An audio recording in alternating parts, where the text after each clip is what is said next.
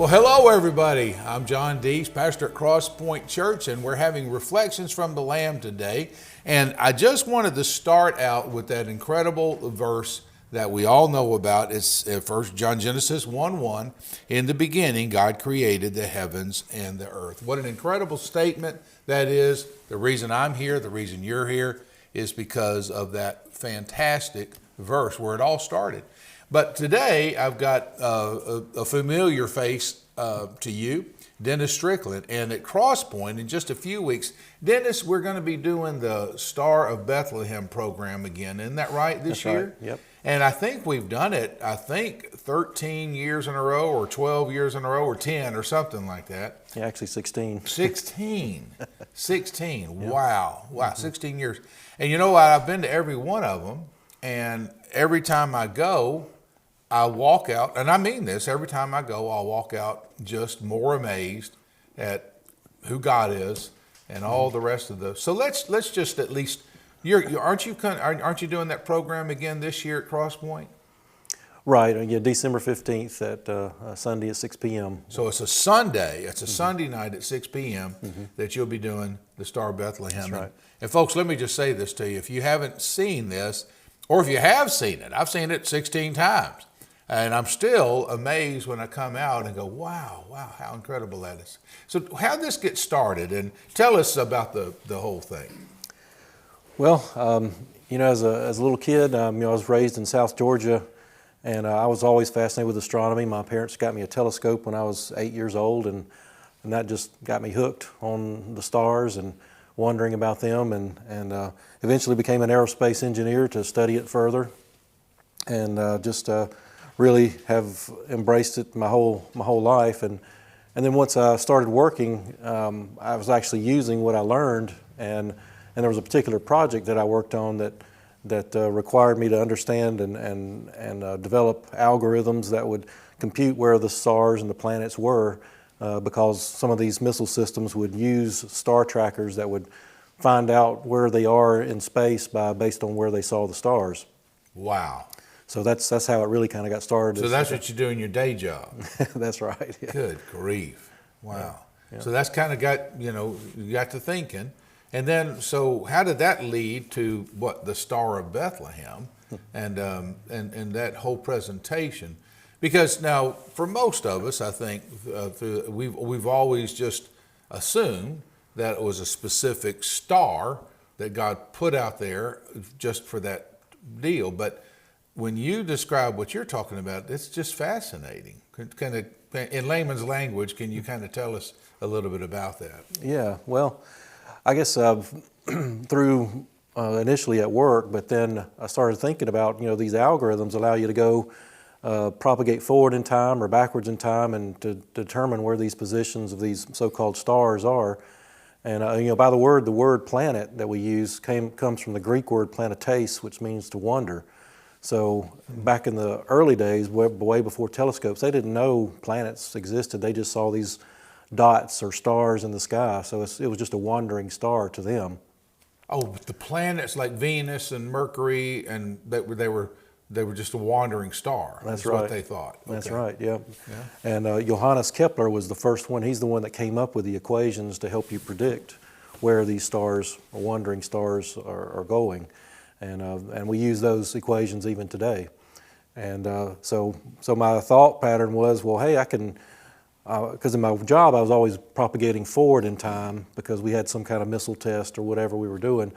But I thought, well, I can go back in time too, and maybe go back 2,000 years and see what the Star of Bethlehem maybe was. And the benefit of these days, unlike Johannes Kepler, who had to do everything by pen and paper, we have computers that can do millions of calculations a second and all that sort of thing. So I put in search algorithms to search out different planetary configurations, something they call a conjunction, which is where two planets align almost on top of each other. And I found this conjunction that between Jupiter and Venus at a very specific time that seemed like it was exactly the time when you would expect the Star of Bethlehem to be. So first of all, I mean, the conjunction. because when I think of conjunction, I think of that little song that used to come on, Conjunction, Junction, what's your function? Mm-hmm. Yep. But that little song when kids were little. But the conjunction, you're saying if I'm sitting out on my driveway at night, which I do sometimes look at the stars, and I see something that's super bright, it possibly could be two planets that are lining up together. Is that what you're saying? Right, and sometimes it doesn't necessarily have to be right on top of each other. They'll say it's a conjunction of, Venus and the moon or something. Sometimes when the planet Venus is just really close, those are good observation times. Okay.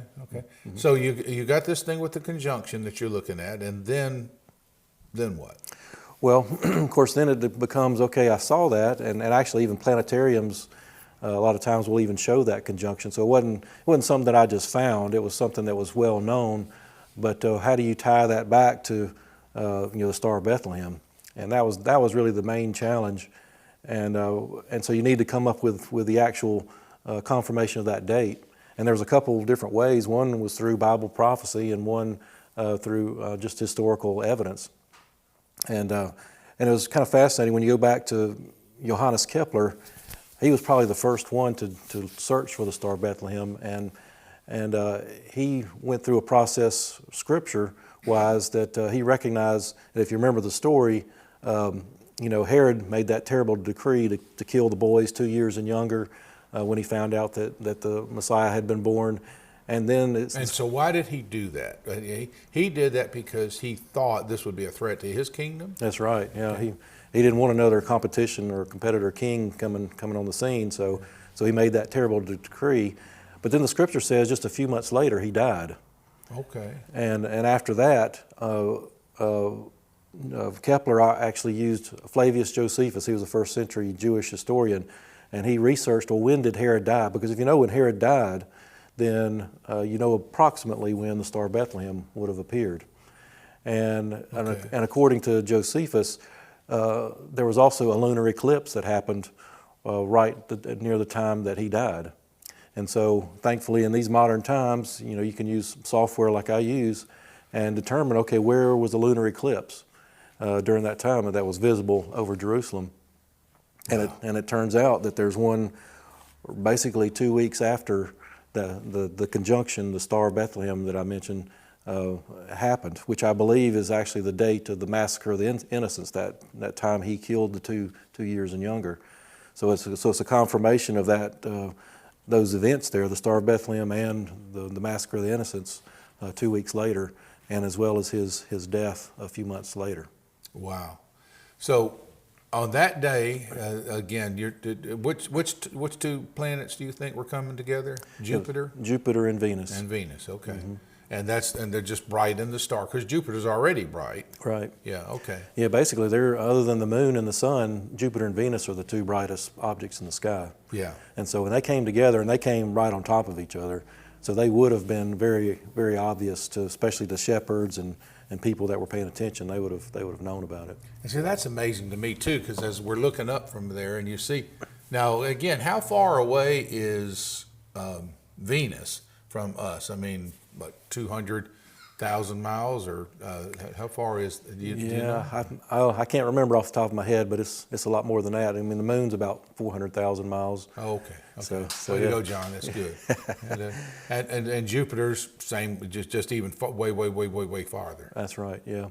And the interesting thing about that conjunction, it's a one-time event in the whole history of the universe. Wow. It had never happened before, and it'll never happen again. That conjunction was never before. Now, have you had people come up to you afterwards, and you present this, angry with you, and saying, "Well, you're not believing the Bible," or something like that? Has anybody ever said something like that to you? I wouldn't say they're angry, but they would sometimes contest a little bit and say, "Well, you're trying to make something more physical when God just meant it to be a spiritual." Spiritual. A miracle. Yeah. And so I think it irritates them a little bit that I'm making it more science-based, but... It's still a miracle. I mean, that God in the beginning, who put all the stars out there, because they're all, just rotating, that to know that on that precise day, night, those two planets would be aligned, and it wasn't just that night, because it had to be, the shepherds were following this, isn't that right? And or they looking at the... Well, they were at least out in the fields looking up, and they saw it when it happened. Yeah, okay, okay. Yeah. All right, so that's that part. And then, so what about the wise men? Because didn't they like travel, we three kings of Orient are, that song. But didn't they didn't, a lot of times the manger scenes, we have the wise men there, but that's not necessarily true, or is it? Or did they show up a little later? Or is that just, I don't know the answer to that. Yeah, I guess sometimes the two stories that you see, there's Luke chapter 2 and Matthew chapter 2. Right. And we kind of conflate both those stories together a lot of times and have the Magi there and the manger scene and all that. But Scripture doesn't really confirm that. It says they're really two different stories. You of course had the shepherds in the field that saw the star exactly when it happened, and they went and visited Jesus in the manger with Joseph and Mary that very night.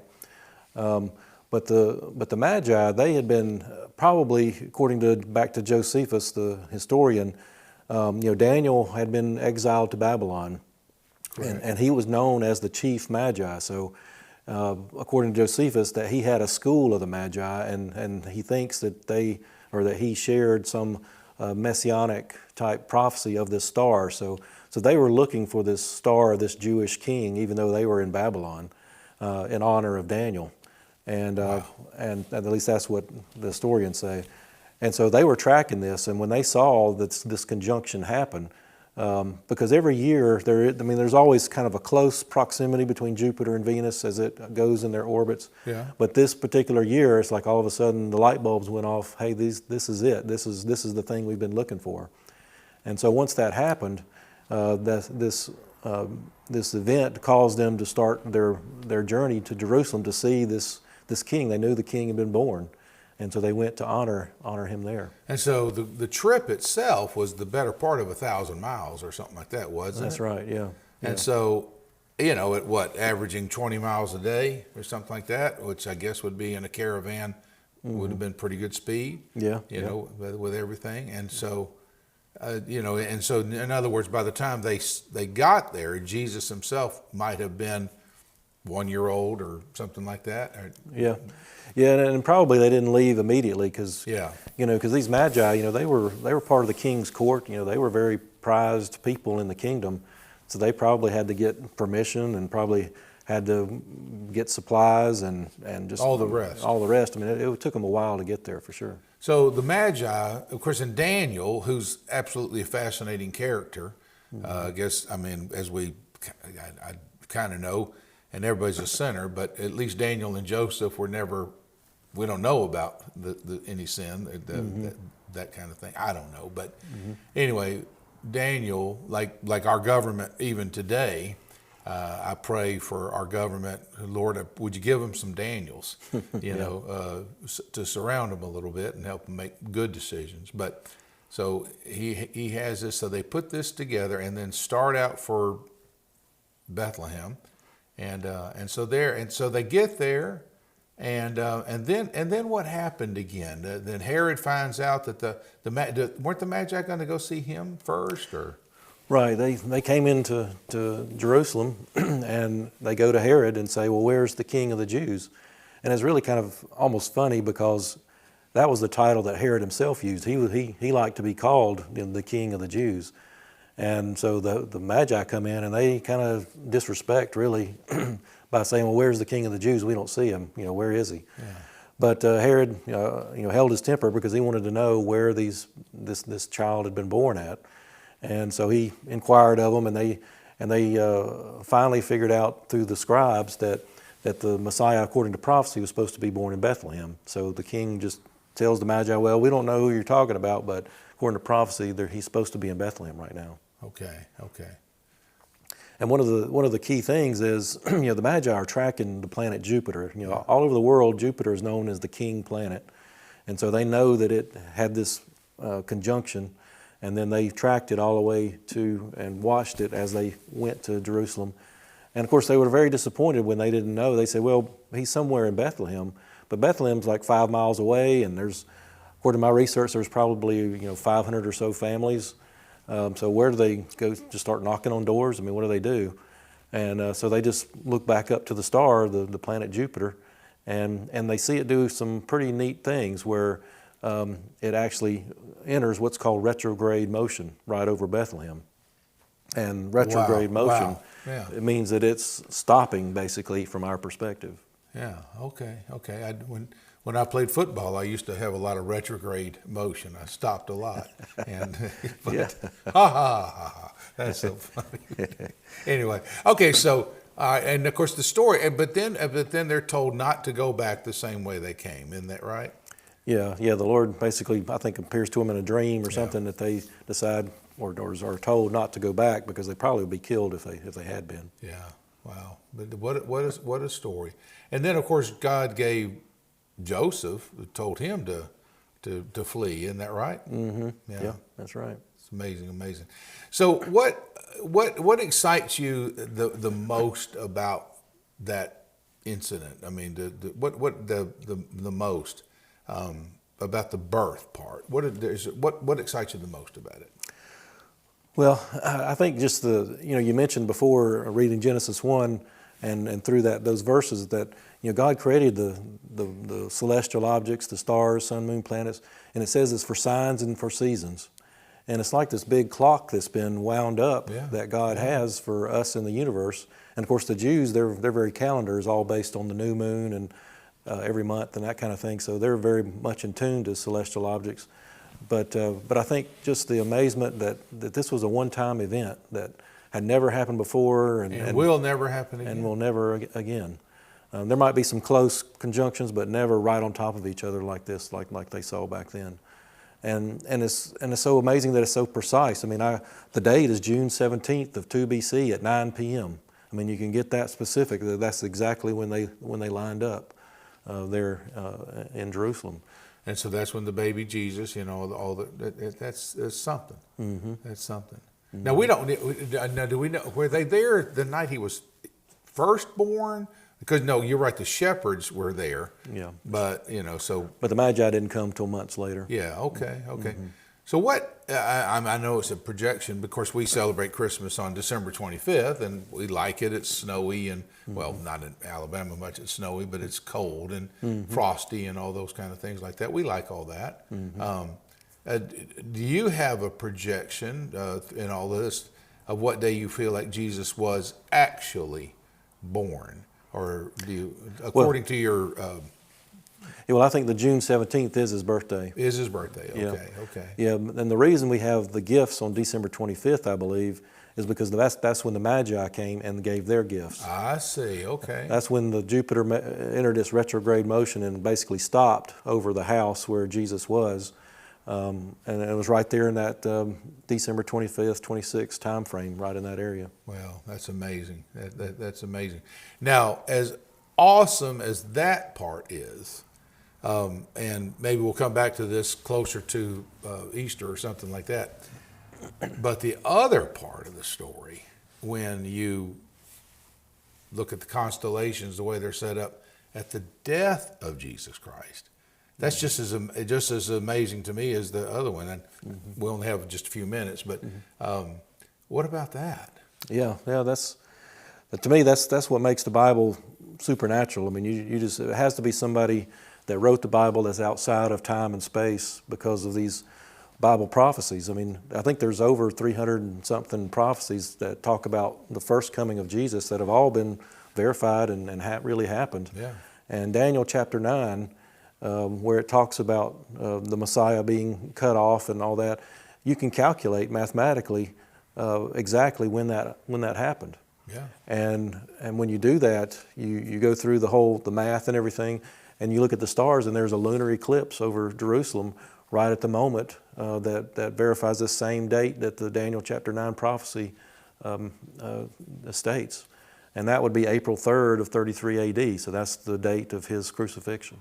Mm-hmm. And then even with that and it'll blow me away, because then you look at how the constellations And I don't even know how these ancient peoples figured out constellations, that these stars, there's Drago and, you know, that kind of, but tell us a little bit about that, because the Virgo and, you know, the baby being born through Mary, and Drago just sitting right there, the dragon ready to, that's amazing too. And I know people thinking, what are you talking about?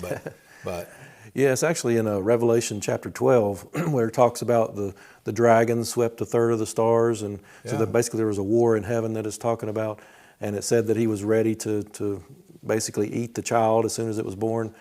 And when you look at the constellation set up at that time, you see the moon is at the feet of Virgo, and you see the 12 stars at her head, which is in the constellation Leo, which is right above Virgo. And it says the sun is in her womb. Well, you see the sun is right there in the middle of Virgo, and the new moon is at her feet. And then it says the dragon stood before her. Well, you swing your view over, and there's the Draco dragon constellation standing right in front of her. So it's like Revelation 12 is played out right there in the skies. so Draco, the dragon, the devil, wanting to thwart the Savior of the world right off the bat. Yeah, that's right. Off the bat. And isn't that sad? I mean, even today, you know, no matter how much progress Christianity makes, and thank God we make progress, but at the same time, there's constantly Drago, or the old serpent, just fighting against it. Isn't that the truth? Yeah, for sure. Yeah. And it's just this. And you know what's really sad? You're brilliant. God gave you a great mind. You're a great athlete. You're strong, and all those things like that. And got this great mind. And yet there's so many guys with great minds out there that just can't see it. And it's a shame. It's wonderful that you took the gift God gave you and used that. Matter of fact, again, now tell us about the date again. December the 15th. Yeah, December the 15th at 6 p.m. That's a Sunday coming up in here in a few weeks. At Cross Point Church. And not only, and I'm telling you, not only will you hear the Bethlehem part, but boy, that part when the day of his crucifixion. And then, you know, it is any sunny day. If I could just look up and see where the stars are, because they're there. And the only difference is when it's nighttime, you can see them if there's no clouds. But all that happening, that at that moment of his death, it's just unbelievable. Well, I say unbelievable, it's believable, but it's amazing. Yeah. And so, well, brother, thank you so much for coming and sharing with us again. And as we get close to the holidays, let's think about this. We'd love to have you come out for that. And Dennis, thank you for using God's brains that he gave you, and blessing us all. Thank you so much welcome. for that. Thank you. We appreciate you being here with us. And after your presentation, the only thing we ask is that at the end of your presentation, that you sing a solo, and that would be, I wish you a Merry Christmas. And if you'll do that, that'll make the night just that much greater. Brother, thank you so much, my friend. God bless you. Yep. Thank y'all for joining with us today. We appreciate it. God bless you.